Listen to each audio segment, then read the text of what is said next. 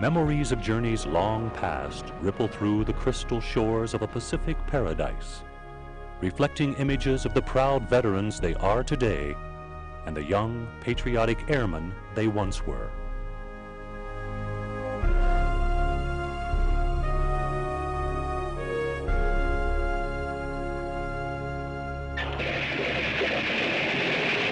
Forging an iron resolve, the young men of the 11th Bombardment Group, known as the Gray Geese, began their journey into the unknown by spreading their wings high within the beautiful Pacific skies, skies they would soon have to defend.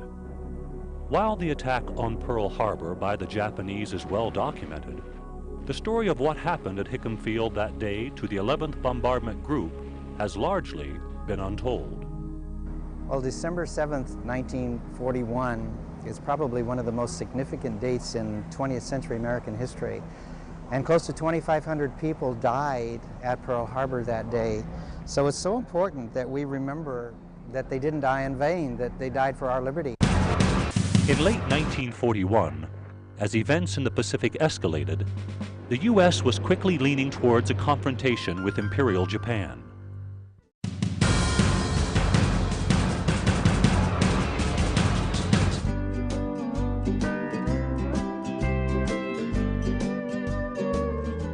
Born in Hawaii, the 11th Bombardment Group was activated in February 1940 at Hickam Field. Representing the three original bombardment squadrons, the three Gray Geese in chevron flight suggested aerial superiority and unit cohesiveness. In late 1941, as events in the Pacific escalated, the U.S. was quickly leaning towards a confrontation with Imperial Japan. In the meantime, for the young airmen stationed on Oahu, Hawaii was truly a tropical bliss. An assignment in Hawaii before the war truly was an assignment in paradise. Being stationed in Hawaii with the beaches and activities was just a fantastic place for the people to be. The men worked hard, but their time off was well spent with activities. Well, duty in Hawaii could very well be classified as a country club living. We had a lot of free time, things of that nature there, and of course, being in the Air Corps at that time over there, we did our work, and as soon as our work was finished, we were allowed to go ahead off base. We had Class A passes and things of that nature. The relaxed mood of America's principal Pacific base was not unnoticed by Japan's military leaders, especially Admiral Isoroku Yamamoto. Thus, the American nation was caught unprepared for war in December 1941. Had we been prepared, it wouldn't have happened. And yet the peculiar part of it is, about a month back in November of 1941, I had written my wife a letter, and she still has the letter, that is telling her that in all probability we're going to be attacked, that it's got to happen, and it's going to be very, very soon. The Japanese planned to eliminate the U.S. naval fleet anchored at Pearl Harbor, as well as key airfields on Oahu, including the bomber base at Hickam Field.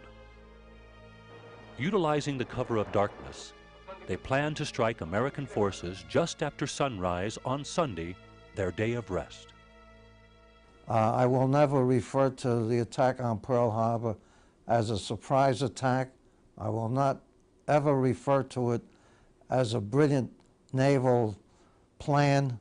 As far as I'm concerned, in memory of those who were killed, it was a sneak attack, and it should never have occurred for all those reasons I mentioned.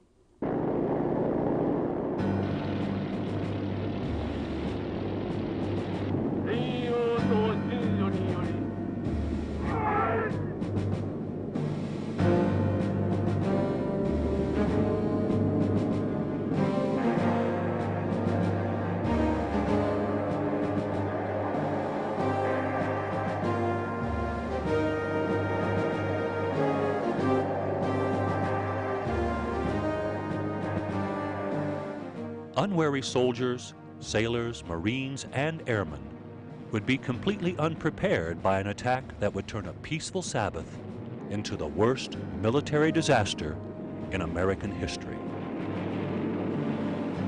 Well, I was still in bed until my wife, who was in the kitchen getting us breakfast, and she asked me if I was going to go to church. I said, well, I don't know, don't feel like it. And then she said, what kind of airplanes are they? I said, well, I jumped out of bed and looked out, and I saw that big old red dot on there, and I told her it was the damn Japs. It was 7:55 a.m. when swarms of attacking Japanese planes dove on Hickam Field, striking without mercy.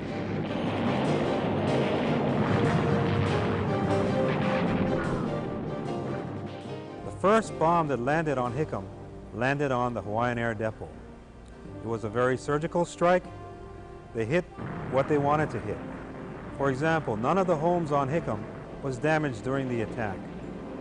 Many airmen were still sleeping in the sprawling new barracks known as the Halamakai, or the Hotel by the Sea, and never knew what hit them. I thought the barracks would collapse. The large pillars that supported were just bending like this, and my idea was to get out of the barracks in case it collapsed. My little tailor-made flight cap that was on fell off, and I stopped and picked that up, and they were coming over at about 200 feet, machine gunning us and dropping these 25-pound daisy cutter bombs on us. And two guys were mowed down right beside of me, and I would suppose if I hadn't been over picking up my cap that I would have got it too there, but when the bomb hit, I saw the track, these big heavy doors come off of the track, and the concussion blew me out about 40 feet. And then another bomb hit, and it just picked me up and slammed me back into the concrete. Then a few minutes later, they started strafing, and I picked up a couple of machine gun bullets while I was laying out there. As black clouds rolled upwards from destroyed targets all across the island, a formation of B-17s fresh from the United States were preparing to land at Hickam Field, unaware and unarmed. About that time, the men from the boathouse yelled, "Come on over, help me get the machine guns we have here." We dragged them up on top of the boathouse, and we tried to get them working. The one jammed all the time. About that time, some B-17s were coming in from the States without any armament on them. There was a Jap plane right on this guy's tail. Finally, the gun worked good, and we shot this plane down over Fort Cam. Boy, was that a good feeling to see that we at least got one. Heroism was quite common that morning. One of the maintenance personnel climbed into the nose of a B-18 and began firing at the attacking Japanese. The aircraft was soon hit with incendiaries and began to burn, but he made no move to escape, but rather stayed at the gun and fired. You could hear him screaming in the end as the aircraft was totally consumed. It was heroism like that that led the men for the rest of the war as they remembered what their comrades had suffered on that fateful morning. December 7th, 1941, a date which will live in infamy. The damage inflicted by the Japanese that day was catastrophic. Losses suffered by the 11th Bomb Group at Hickam Field were devastating. The Gray Geese suffered 245 casualties out of its 350-man flock. I had friends, good friends, when I came to the 11th Bomb Group. And I saw some of them die. It's not a pretty thing. It's not a pretty thing. Some people you didn't know too well, yet you saw. I saw sights I hope I never see again. I was one of the lucky ones, and God was with me, or somebody was watching over me, because I was in the middle of it. Despite the terrible destruction that laid waste at Hickam, the American flag, Old Glory, torn, tattered, and bullet-ridden, continued to wave proudly.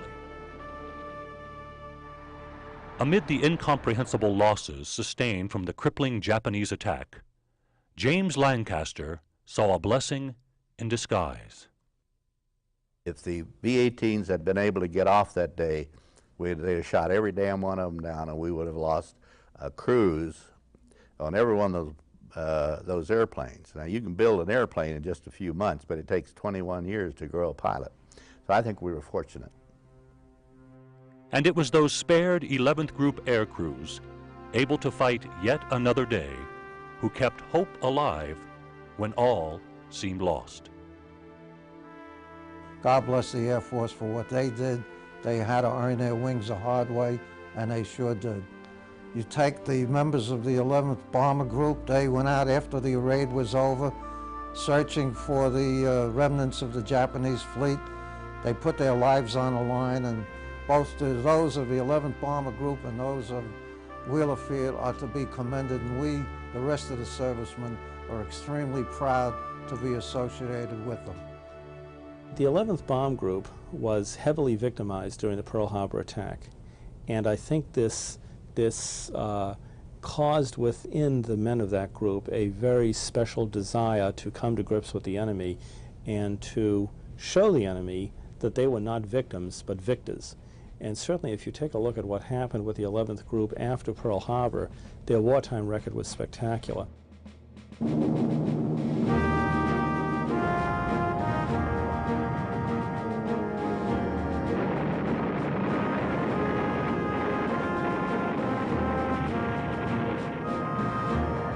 Rebounding quickly from the Japanese attack, the survivors of the 11th regrouped with courage and steadfast resolve to carry the fight to Japan. The B-17 was a very tough airplane, as we found out during the Midway and down through the South Pacific. I think there were about 3 or so airplanes that we flew that never flew again. They were shot up so badly that we had to park them and use them for parts. The 11th Bomb Group in World War II started the war with the B-17 and they wound up the war with the B-24. These were 2 remarkable airplanes. In 1943, the airmen of the 11th were retrained and reassigned to fly the B-24 Liberator, which gave them long-range capabilities, proving to be most effective for the war in the South Pacific. Bombing one island after another, the Gray Geese demonstrated a lethal execution and effectiveness in their missions throughout the Pacific.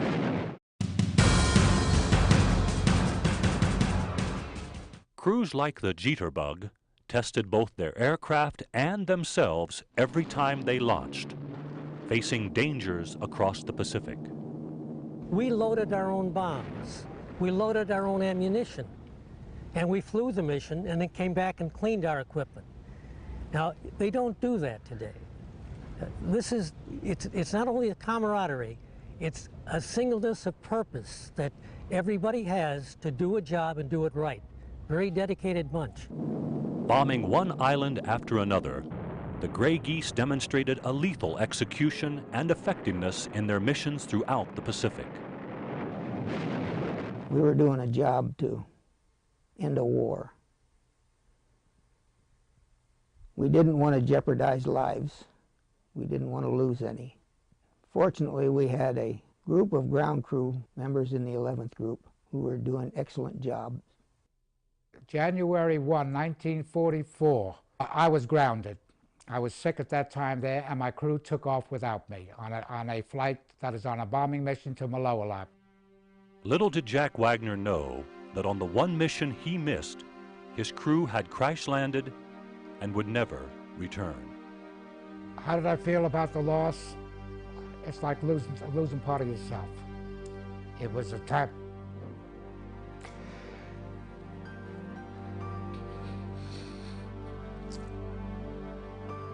It was a time that you're flying with the guys, each one depending on one another. And I think the most devastating time was when my intelligence officer came up to me and said, "Jack, would you stop packing the guys' gear together and make an inventory of that?"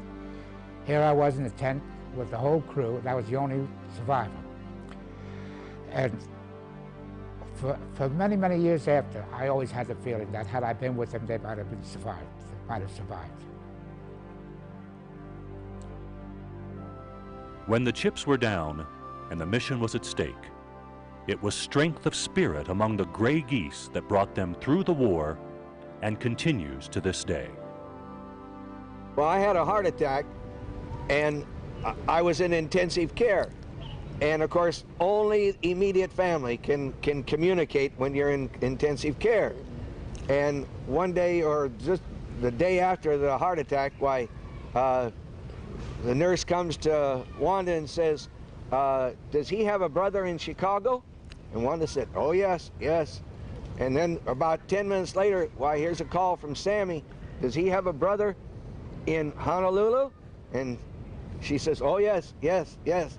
Well, all the crew phoned. And of course, I had to tell the nurse, I said, I was on a flying crew during World War II, and I said, these are my brothers. I said, we're family. And she says, well, I was wondering how you could have a Dick David as a brother, a Sam Tillery as a brother, a Doyle Evil as a brother. I said, well, I didn't have a mother that had a lot of husbands, but I said I had a crew that we all love each other. And I said, that's it. I said, we're that close. We're brothers. Although advancing in years, the members of the 11th Bomb Group have remained a close fraternity, strengthened by the Japanese attack on Hickam Field and their courageous journey to victory in the Pacific.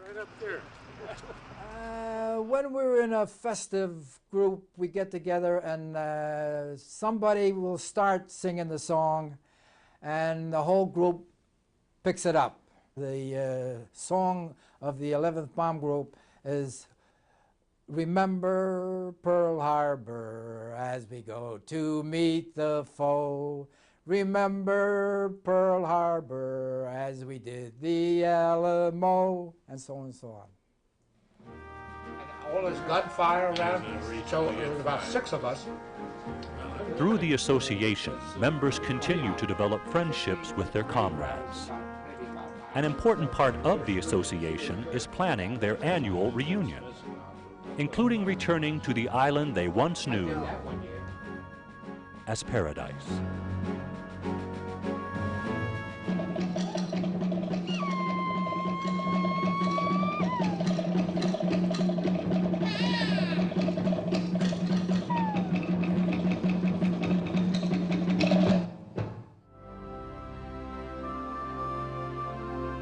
Every 5th year, we went to Hawaii. And that was always a hard place to go to, really. We all went to Hickam Field. I did. It brought back a lot of memories, and a lot of good memories and a lot of bad memories. Those never to be forgotten memories remain, as well as the scars of bursting bombs and piercing shrapnel are still visible today at Hickam Air Force Base. Most prominent, though, is the bullet-scarred 3,200-man barracks, now the headquarters building for the Pacific Air Force Command. But for some members of the 11th Bomb Group, it will always be where they lived, where they slept, and for one day, where their dreams were shattered. Well, I was on the 2nd floor of the barracks, which is this right here, and I was on the other side and came on this side to see what was going on. There was a lot of noise going on, and I seen some planes flying by these wings, and all of a sudden I saw one coming right down the middle of this wing, and I hollered at my buddy and I said, you know what? He's got a bomb on his belly and he's going to drop that damn thing. And that's exactly what you said then. See? So then I came on down and I came over here and I looked at this here after it went off, and this is the results of what took place that morning. A lot of shrapnel holes is what they are.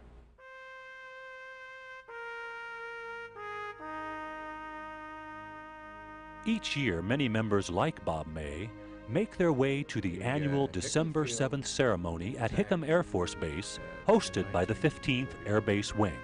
Thank you very much.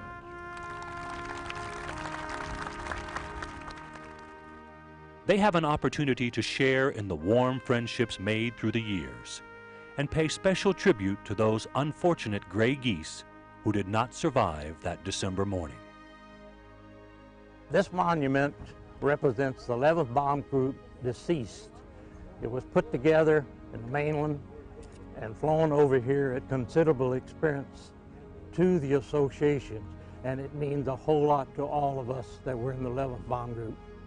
We have a 11th Bombardment Group Association reunion every year.